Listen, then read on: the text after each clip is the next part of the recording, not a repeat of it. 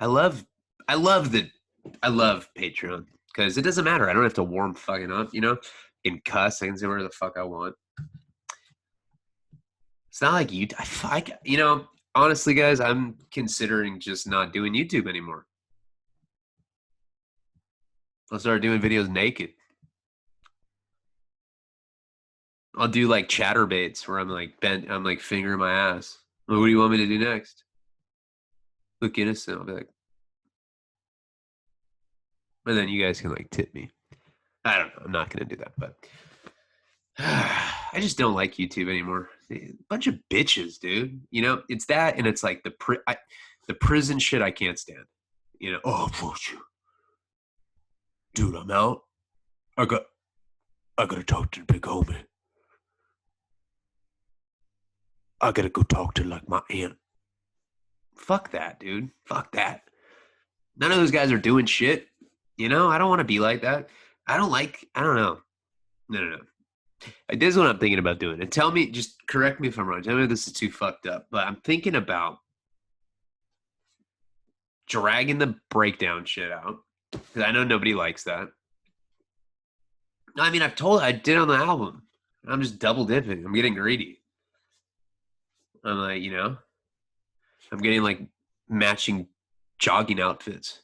I'm like, I need green, I need red, I need yellow. Stretch the videos out.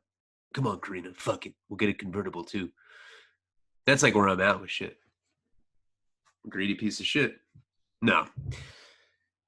I don't think I'll run out of content. I don't know. I just don't think I will. I don't. I really don't think that. Because I'm still living right now. It's not like, oh, he's out of prison.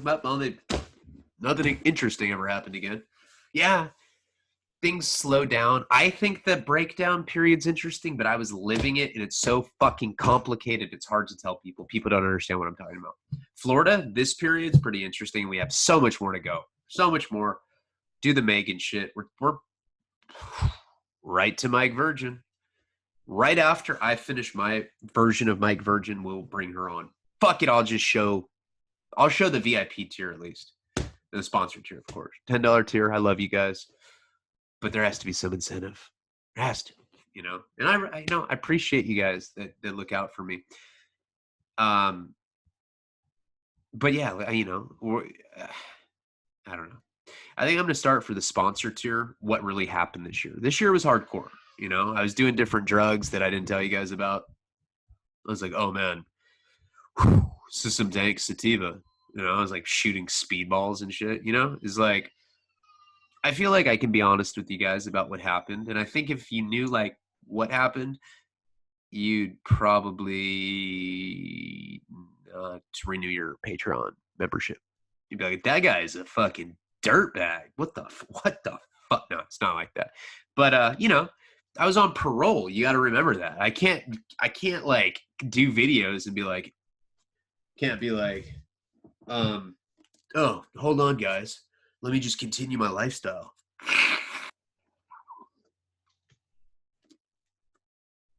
I can't do that. P.O. calls me and he's like, what is this shit? What is this? Snorting fucking cocaine? No, Josh. All right, Josh was doing my PO, but no, I'm not snorting anything. Well, Butrin. So what? So what? Live a little. No, I'm just kidding. But the thing is this last year, I did things that I could be honest about. I was on parole. I was involved with some pretty crazy shit this last year. I think I'll start that in the sponsor. I'll trickle down. We'll get to the $20 tier, the China story, and then we're going to get to parting with celebrities, even though I'm like, I don't know. It's up in the air for me on that one because I don't know if I want to use people's real names. But fuck all that. You guys don't need an intro. We're here. We're on Patreon. You guys have seen my dick. If you're paying 100, I think I'll do butthole for 20, and maybe just a stomach shot for 10, face shot for 3. Dick shot for 100 though. That's pretty legit. I've never signed up for a service where I get to see someone's cock ever. I probably would. Yeah, I probably would. You know, I'm like, I like that guy's music. I want to see his dick. Fuck it. I wonder what his dick looks like. Oh, oh, oh. I still like him. Doesn't matter. Where am I going with this? What the fuck? You guys are like, what is this shit? Get on. Tell your story. Slave to my fucking content. I really do love you guys. I do. I do. I do. Sinister's been weird as fuck to me ever since the $14 thing. He thinks that I told people that that's what the paintings are worth. It. I never said that.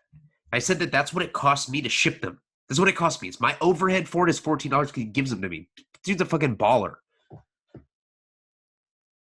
He literally makes paper mache dildos and fucks himself in the ass with $100 paper mache dildos. He does. Ask him. Instagram comment him and say, "This is what this dude's saying. Is it true?" And he'll be the first to tell you that it is. He's a baller. So he gets mad when he's like, "Why would I gift you work?" And now you're going around saying, "Dude, you guys are getting those. You look at them. There's no fucking way it costs that." I don't know who said that. I'm not even mad. I'm really not mad, but just like try to be conscientious of stuff like that because it's been weird ever since. Yeah, it is. He's saying like weird shit to me. Like I used to call him, I'd be like, "Hey, bro, what's up?" He'd be like, "Oh, nothing, man. I'm just chilling, just painting at the studio." "Oh, cool. You want to hang out later?" Yeah, probably. Maybe we'll go grab a bite to eat." Now I call him and he's like way too cool. He's like, "What's up, homie?" Like you never talked like that before. What the fuck? Why are you talking like that? It's not you, homie. What the fuck is that? He's like, I gotta go, dog. Bye. Yeah. Someone did that to me, so thanks. And it fucked everyone, and now we don't get shit. It's like coming to get his paintings now. What am I gonna put up there? The fuck am I gonna do? All right, I'm sorry. I'm gonna get into the story. That wasn't coke, honestly. That was nothing. There's nothing to see here. Nothing to see. It's Wellbutrin. All right. This is where this story starts to get good. So, where we had left off last time, I'm in Florida. I've been kicked out of a sober living for like the millionth time. The most recent one, I'd like boned the chick that owned it. Pretty weird, you know? And then like I got back and I just went hard and now I'm living with TJ, who may or may not be gay. I mean, we know that he has guys in his room and they watch The Simpsons, whatever, it's weird. Like I honestly I don't know. I don't think he was gay, but you never know. You never know, like sometimes they'd like leave a crack in the door open and there'd be like,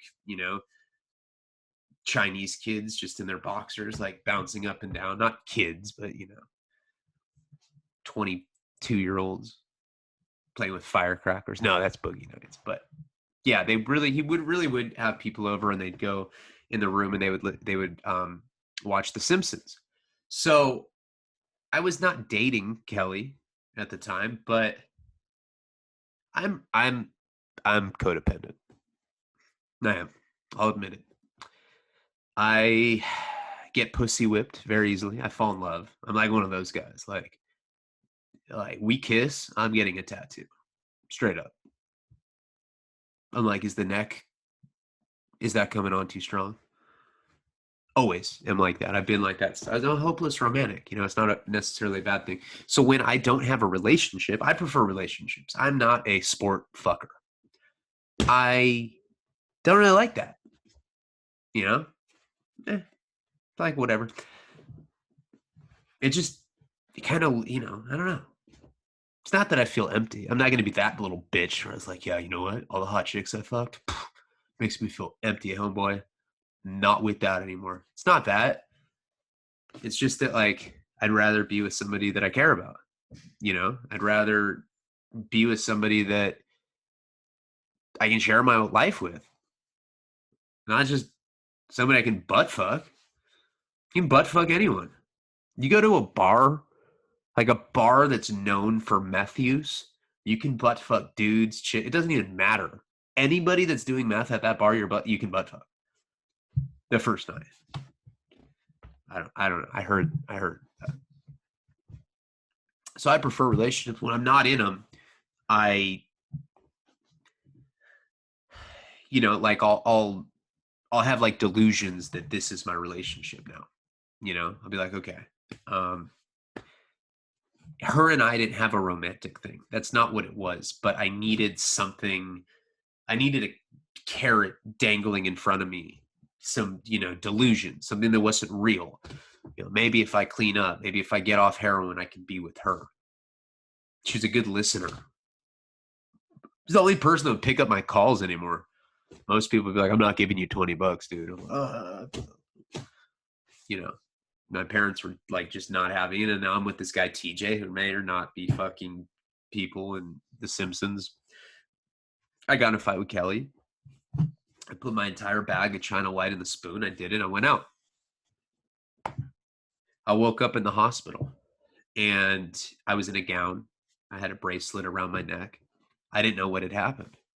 And I asked the nurse, I said, what's up? And she's like, you've overdosed. It's like she was taking it way worse than I was. I was like, okay, can I go? Felt dope sick, of course, because they'd hit me with naloxone or Natraxone or the Narcan, whatever it was. All the same shit. I was sick. Woke up sick, didn't know where I was. That's a bad feeling. And not only did, like, when you OD, for those, I'm sure there's those of you that have done it, not only do you wake up dope sick if you've been admitted. Oh my God, this is like a booger. That's gross. Ugh, sorry. Wellbutrin. When you overdose, not only do you feel dope sick because they administer the opioid antagonist, but you also feel, I don't know, tired, exhausted. It's like a hangover, but it's more achy than that. And I just wanted to get out of there. And I was asking her, I was kind of delirious. I was like, I need to get out of here. I need to go. No, honey, you need to stay here. I hate when they do that.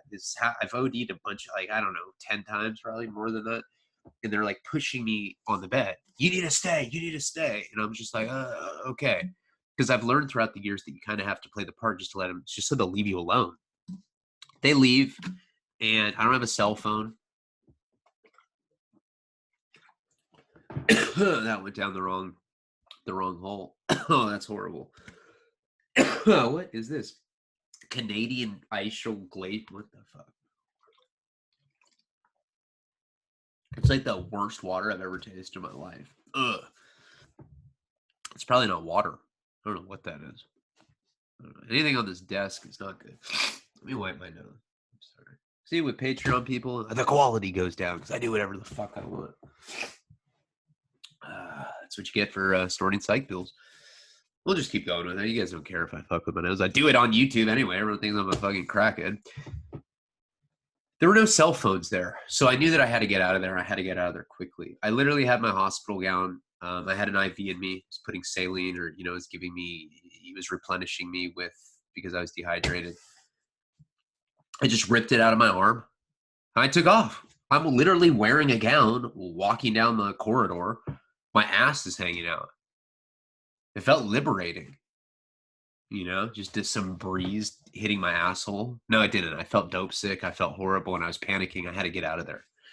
So I get down to the underground parking garage, and I don't have a phone, but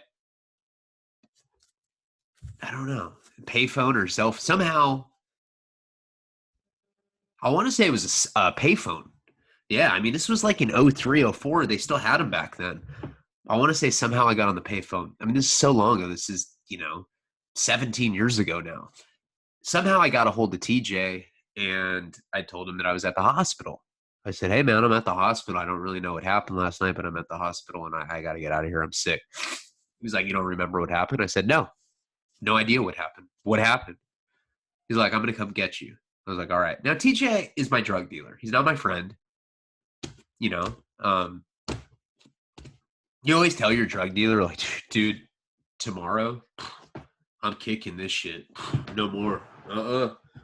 Nope. Like, you think they want to hear that shit? They don't give a fuck. They're not really your friends. I think TJ was picking me up. I'll get to it in a minute. Oh my God. I'm sorry, guys.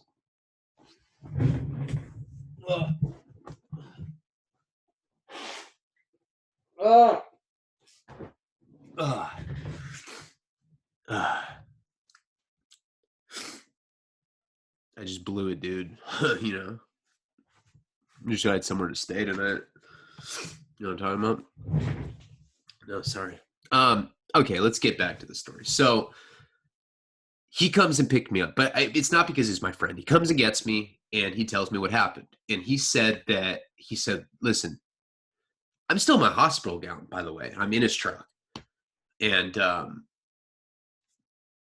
think it was the guy. I don't even think it was his vehicle. Like, I'm trying to remember all this. It's, you know, I've told this story many times, but I want to say I was in his truck. I remember being in the truck because I'd shot up in it. And well, anyway, so he picked me up, whatever the case, we're in his vehicle, and he's telling me what happened. He brought me dope, so I'm getting well. I'm sitting there. I'm not even really listening to him. All I care about is getting well because I'm sick, you know? And it's like to the point where,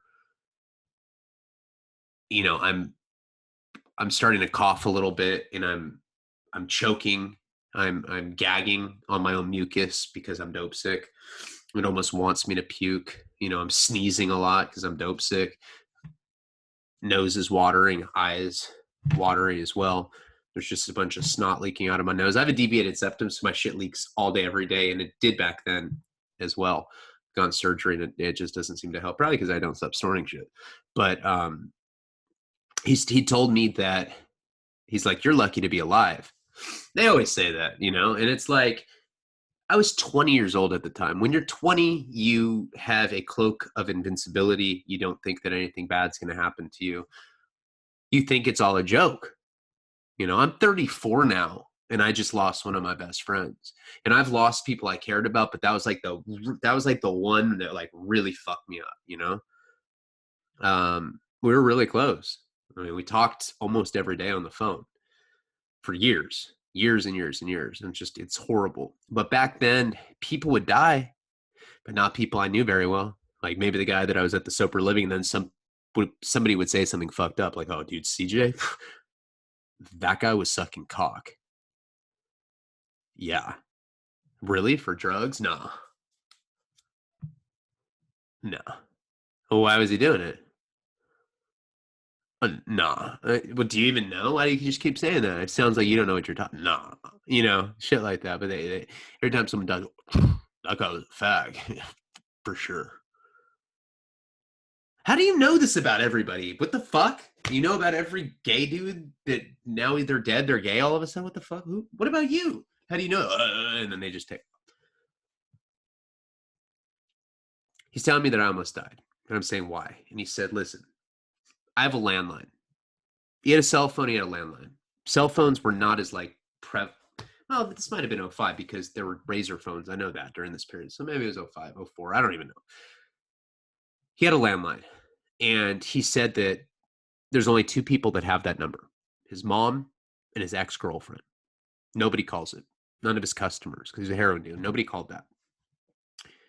What had happened is I had gone in the bathroom and I'd put all the dope in the spoon and I just shot it. Because I mean, you can ask anybody that grew up with me. I was always the most reckless out of everyone. I didn't care. I thought it was all a joke. It didn't seem real to me. I didn't think I could die. You know, I still don't think that, to be honest. I've just gotten less wild. You know, it's not that I still am in denial about the fact that this shit can kill me, but I've learned how to control my recklessness. So what had happened is I went out. I fell out on the bathroom floor. His ex-girlfriend called him for an emergency. I don't remember what it was. She called him for an emergency on the landline. That's the only reason he woke up. So the landline rang a few times, and it woke him and this other guy that was sleeping on the bed watching The Simpsons. There's only so many Simpsons episodes you can watch, DJ. Fucking on to you, dude. And they woke up and they came into the bathroom and they saw me, and I was splayed out on the floor.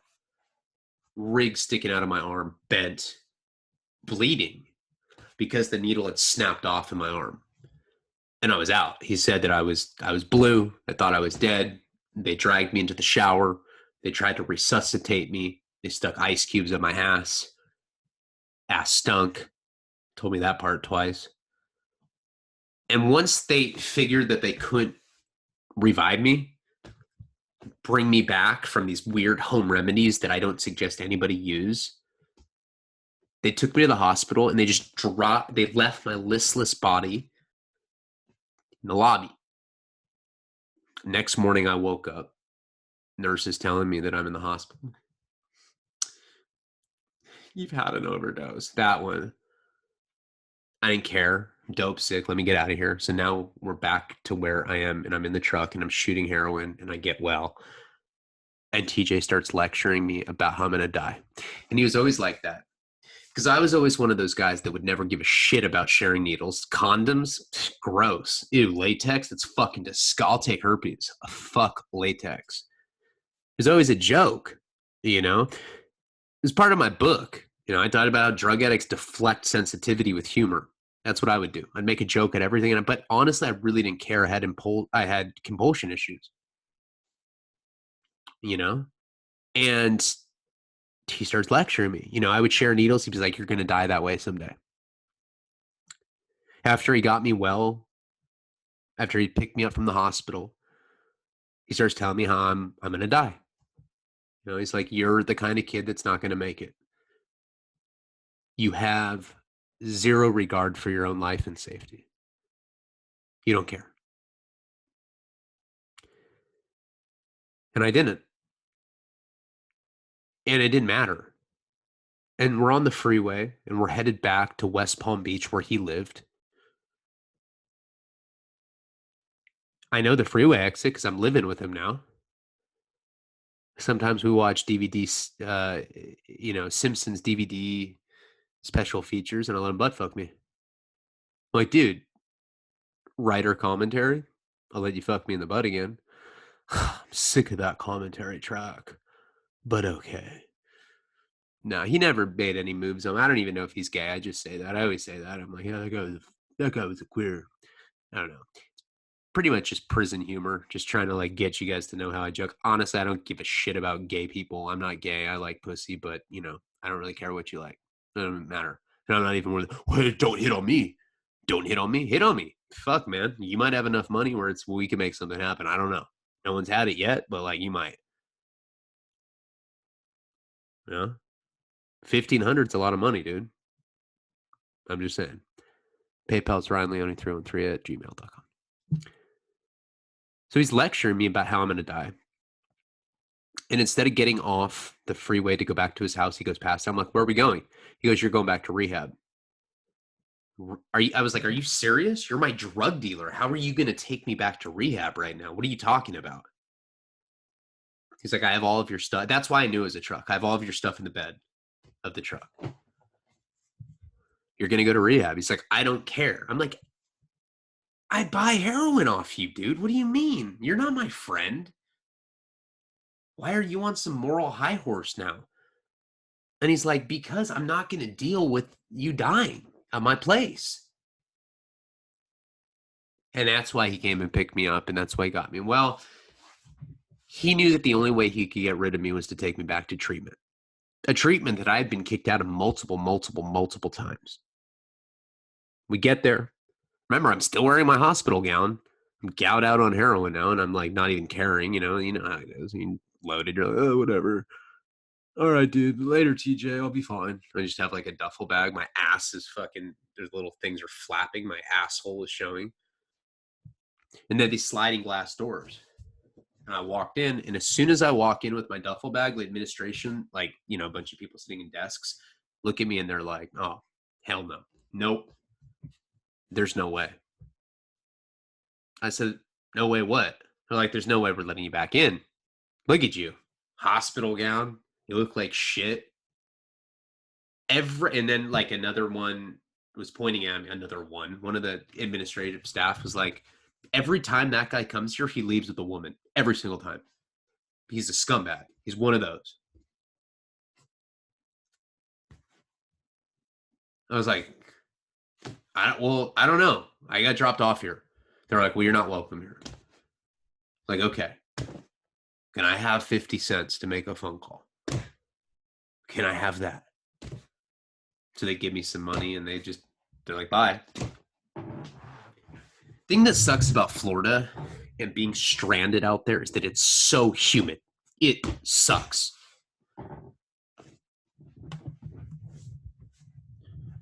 You know, so I call my dad from the payphone. I'm covered in sweat, you know, and this Florida humidity, probably some bugs buzzing in my ear, you know, wiggers walking around with jean shorts, tell me what a piece of shit white boy I am. I'm like, huh? Old people everywhere, Haitians opening up coat like a bunch of gold chains, shit like that, you know? Like, what kind of hellhole am I in? And I'm there with my little hospital gown, with my ass out. I get on the phone with my dad, and my dad's like, I didn't talk to him for a while. He's like, what's up? And I tell him what's up. I'm like, look, the guy I was living with kicked me out. He brought me back to a watershed, this rehab. I overdosed last night. And my dad just broke down and started crying. And he really wasn't like that. Like, he wasn't really a crier, you know? Again, I was like a nihilistic 20-year-old. I didn't know. I didn't care. I didn't think it was worth crying about. I was like, it happens. You know, and that's how little I valued my life. I thought that was just par for the course. And my dad's like crying and he's hard to talk to. And it always kind of makes me feel uncomfortable and horrible about myself when my parents are crying. I don't want to put them through pain. And he's like, you just hang on there, buddy. I'll get you back in. I was like, all right. So I just sat on a curb in my hospital gown and I don't know. I just kind of spaced out. I do that a lot. I was kind of thinking. I bet about an hour goes by and they come out and they come get me. And they say, hey, we're going to bring you back in. You're going to be on strict probation. You're not going to talk to any women. You got that? The second you do that is the last second you're here. I was like, absolutely. I knew that I was kicked out of TJ's house. I knew that my run was coming to an end. I knew that if I went to rehab, at least they were going to give me methadone. At least they were going to give me benzos. You know, back then it wasn't like it is now, where they have to like induct you with buprenorphine, and you have to wait. Like, that is the most well, I don't know. You think you're sick enough yet? You're like projectile vomiting. It's really hard to tell. If you take the Suboxone too soon, it puts you into precipitated withdrawal, and that's literally nightmarish. Back then, they would just get you loaded on methadone. You know, it was like some old school shit. You'd be loaded on methadone and just smoke cigarettes. That's it. That was kicking. You know, it wasn't a big deal. So I think that's why I was like complicit with the idea of going. And I was just worn out, you know? I mean, I had a pretty good situation with living with TJ. My parents were sending me money here and there. I was talking to Kelly, so I had someone to talk to. I wasn't lonely all the time. But that lifestyle gets old, you know? And rehab was always like a social experience for me. You know, I knew that if I went to rehab, I usually had a lot of friends. I'm a whore. I'll do anything for friendship, dude. What's up? I usually get laid because I tell chicks bullshit. I'm like, yeah, I actually like you. You know, I do shit like that. I have no soul, is what I'm trying to say. I'm soulless. So I just went with it. So the first night that I'm there, I get back on the methadone, and this I don't even know what to call him. Have anyone seen Alien 3, where Sigourney Weaver has a buzz cut, or G.I. Jane, or Demi Moore is in the army? If you've seen that and you know what Uncle Fester looks like, the pale guy from the Addams Family with like the black circles, but just imagine him blended with the feminine features of G.I. Jane or Sinead O'Connor, Sigourney Weaver from Alien 3. This, the most poster child crack fucking monster I've ever seen, comes into my room. He's my roommate. Like, it's like, yep, whoa, homie, like your T cell count looks like it's low. Like, I don't know what's going on with this guy. Looks like he's literally knocking on death's door. He's like, hey, I'm Anthony. And he just like falls over. I was like, the fuck? Yeah, even at that age, I was particular about my roommates. You know, I was already that institutionalized. I was like, whatever, you know? And I kind of like, he weighed nothing. Felt like I was holding a duffel bag when I picked him up by his shirt. I was like literally walking him like he was a trash bag or something. And I just threw him on the bed. And I go and I lay down, and I remember I had a CD player. I had Sabbath, Bloody Sabbath, and Ozzy's Bark at the Moon. Those were like the only two albums I had out there. I think I had some Sublime stuff too. I don't remember. I know I had the Ozzy stuff though, for sure. At one point I came up on like hundreds of CDs. I like found at some sober living, and I took them because I'm a good guy. So I'm laying in bed. I swear to God, this is true. This is fucking ridiculous. I'm laying in bed, just coming off this run. I'm on methadone. I'm listening to Ozzy. And I look up. I swear to God, the crackhead kid, he's probably like 19, 20. He has no pants on. There's no pants on. He's in the corner of the room. He's not looking out the window. He's just standing in the corner without pants on, but he has a shirt on. So he has like a white undershirt on. He has no pants. And he's smoking crack. And I think he's jerking off. I can't really tell from the angle. This guy was the creepiest motherfucker to begin with. And just imagine he's standing in the corner with no pants on. And occasionally I'm seeing crack smoke and smelling it. And I'm seeing like little like jerk off movements. I'm like a professional, man. I know what's up, you know? I'm like, I took my head. Excuse me. Hey, man. You can't do that in here. You know, like, what are you supposed to say to somebody like that? I will never forget. He turned around like he was possessed, like he was some cracked out pervert. And he's just like so angry, like huffing. He looked like a raging bull. And went right back to the corner. I was like, oh my God. And he was like so light and so harmless. I didn't know what to do. You know, I was like, dude, this is kind of, that's like the kind of guy that does a mall massacre. You know what I mean? Maybe I should tell the authorities. No, I'm just going to do that. So I'm in bed and I go, hey, can I have some crack? It's really the only socially acceptable way to ask for crack. When you start saying slang is when they think that you're a cop, which is very weird, right? You would think it's the other way. It's very paradoxical that way. When you're like, yo, dog, you got a 50 rock? People think you're undercover. But if you're like, hey, can I get crack? They're like, oh, yeah, here you go. I sell this. Oh, okay. So you sell this crack that I'm buying off you? Yep. I'm giving you $50. We're doing a transaction. This is illegal. Did you know that? Oh, yeah. Crack? Uh-huh. Oh, all right. Just go on your way. But then if you go to that same person, you're like, hey, man, can I get some booyah? The guy's like, no idea what you're talking about. Whatever somebody told you is bullshit.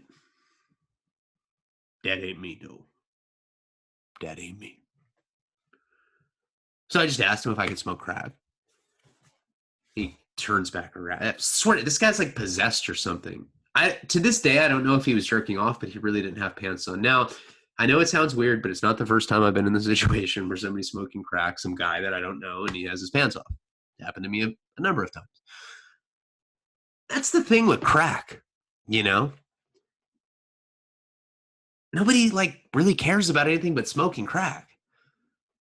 But you get in these weird, like perverted trips. Not like meth, where you just want to fuck or jerk off.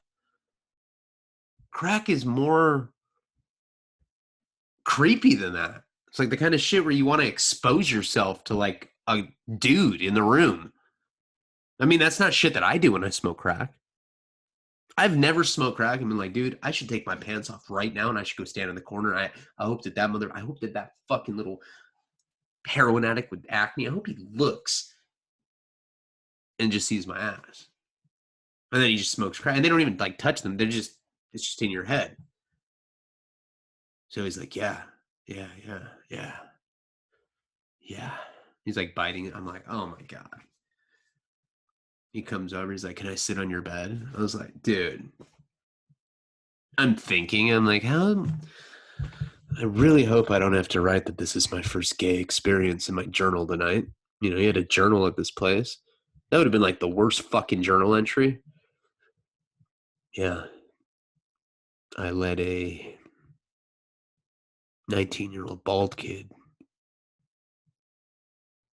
ass fuck me. And all I got was the push. That's it. He didn't give me a fresh blast. He just gave me a push. He's sitting on my bed without pants on. His fucking cock is right there. It's the weirdest shit I've ever seen. And I'm just like looking at him and I'm like, and he's making eye contact with me. Imagine that. You're sitting in bed with your roommate at a rehab. The dude doesn't have pants on. He's making eye contact with me. He's like, do you like smoking crack? I was like, I don't like it as much as, I don't know what the fuck you're asking, but I don't like it that much. I'm cool. Here you go, dude. Please get off my bed. My bed stunk. It smelled like squirrels. It's disgusting. I don't even know why it smelled like that. It smelled like squirrel hair. Ugh. So the next morning I wake up and surprise, surprise, he's not there. I never saw the guy again. It's one of the weirdest things that's ever happened to me at a rehab, like just some random bald crackhead. I know, I have snot in my nose. Just, shows up. I think he's beating off. Hold on. Oh! It's still there. Ugh. Imagine how that is in public all the time with Corona. I'm like, there's like shit coming out of my nose. It's horrible. I'm a crackhead. This is one of the weirdest things that ever happened at my rehab. So next morning he's gone. Go to breakfast, and I get right back into the swing of things. You know, at the rehab. There's a girl there that's probably like in her early 40s. Now I'm 20 at the time, and she's, I guess, what you'd call MILF. She's pretty bad, you know. And she'd always flirt with me, you know. She thought I was a funny little kid. I mean, I always say perverted shit to her. I told everyone the story about the crackhead that I just told you. I probably told it better because it was like fresh and I remembered like weirder details about it. And she told me that basically, I mean, look, she'd always tell me sexual stuff. She'd be like, and when women do that, they want to have sex. That's it. When guys do that, they want to have sex. If you're talking to the opposite sex about sex, that's what you want to do with that person.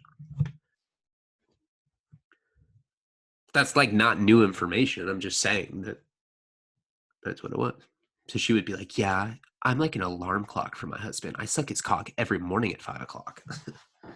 He's old. He's fat. I don't give a fuck. He makes good money. Straight up Real Wives of Orange County type, right? So she's like the first, and remember, I'm not allowed to talk to women. So I'm kind of like I'll talk to her and that's about it. And like she's probably like my best choice. I know there's shit in my nose. God damn. You guys are probably like, I do not pay to support your well-putrid drug habit. I'm going to tell everyone on YouTube what you're really doing. So that girl would just, progressively say more and more sexual stuff. I suck my husband's cock every morning at 5. Then she just comes out and says it. We're like literally eating bacon a few days later. And by the way, like her voice was like sexy in the beginning, and then she was like one of like Marge Simpson's sisters by the end. She's a smoker, and she's like, "Hey, I had a dream last night that I was sticking heroin up your ass with my tongue." When I looked at her, I kind of had an epiphany. I said, "You know what? You know what my friends are doing right now? The ones that I went to junior high with, the ones that I went to private middle school with, you know what those guys are doing? Those guys are fucking having threesomes with volleyball players at universities. Badass ones. That's what they're doing.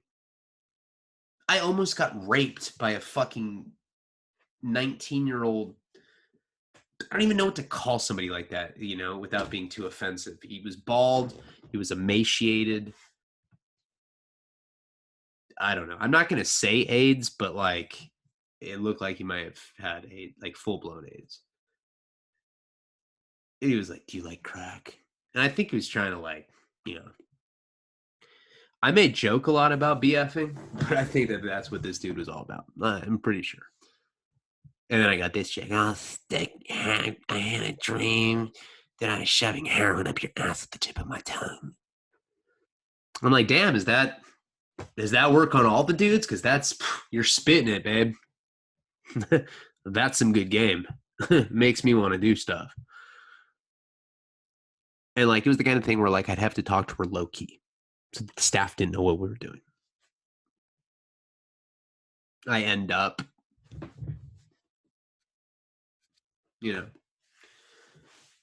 really low key. And that was really like the only rendezvous that I had, that old lady. And she was no prize. Have you ever left a Slim Jim on the dashboard of your car for like 4 months? And then you don't know what it is? After a while, it just looks like a stick. You don't realize that it's a Slim Jim. It looks like a fucking twig or something. You're like, what is this? And you smell it. You're like, oh my God, it's so disgusting. Like the preservatives have like dissipated and it's just disgusting artificial Slim Jim meat that's rotted in the sun. That's what her pussy smelled like. We will get into what happened the rest in Florida in the next episode. I've been really tired, guys. I don't know if my videos were subpar today or if you guys liked them. I'm really going to try to start managing my time better now. I know I've owed you guys Florida stories. I'm trying to get back on. I'm trying not to promise shit that I can't do anymore. I got scammed this week really bad. Thank you for the people that looked out for me. You know who you are.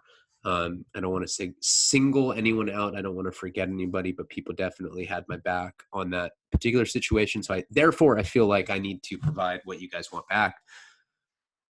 More dick shots. Thank you guys. I really do appreciate you. It's a better vibe over here. I have more fun. I can snort drugs. People can give a fuck. I don't really do drugs. That was what be true. It's not really drug. Not really. I love you guys. For real. Palabra.